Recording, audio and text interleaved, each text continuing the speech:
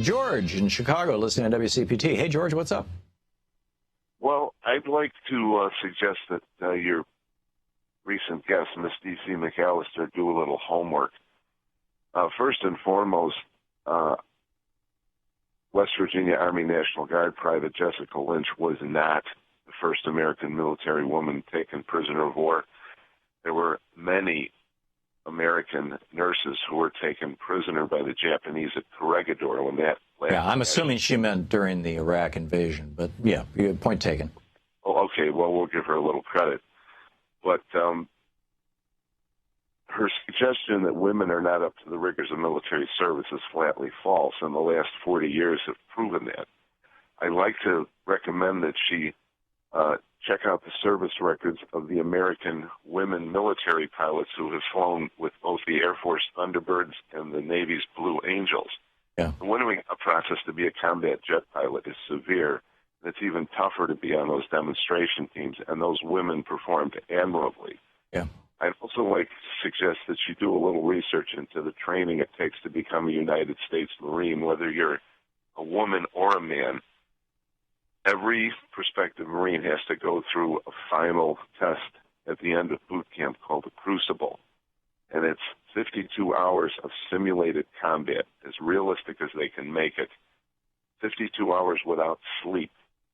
And women have been succeeding at this for a couple of generations now.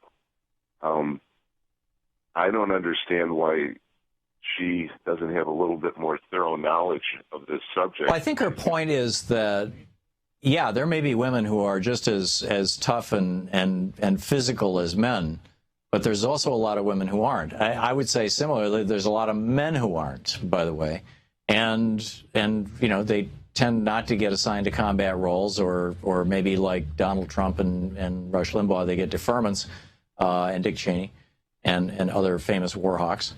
But that doesn't mean that there isn't a way to serve your country. Her principal argument, it seemed to me, was the so-called libertarian argument, which is, I got mine, screw you. You know, yeah, I owe nothing to my country. You know, you know, why should I? You know, we live in a land of freedom, right? We don't have to.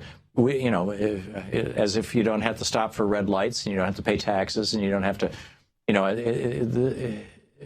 is the draft an extension of freedom, or is it a reduction of freedom? And I would argue that a good draft, well administered, that includes a civilian option that is actually universal, no more champagne units or you know, easy deferments, that actually is a desirable thing for society. Could I make one more point about her point that there has never been a draft for women? Mm-hmm. My mother served in the United States Army Nurse Corps in North Africa in World War II. Mm.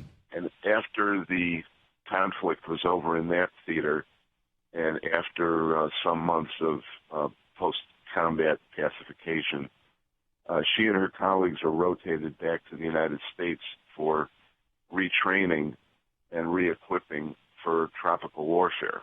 Mm-hmm. They were all going to be sent to the Pacific for the long war that was expected with the land invasion of Japan.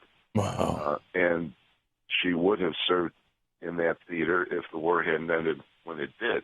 Yeah. But she's told us many times that the issue was being discussed in the Congress and that bills were being written up to begin drafting nurses because the toll of injuries and casualties was going to be so high, and because they were not able to fill all the expected nursing needs with only volunteers.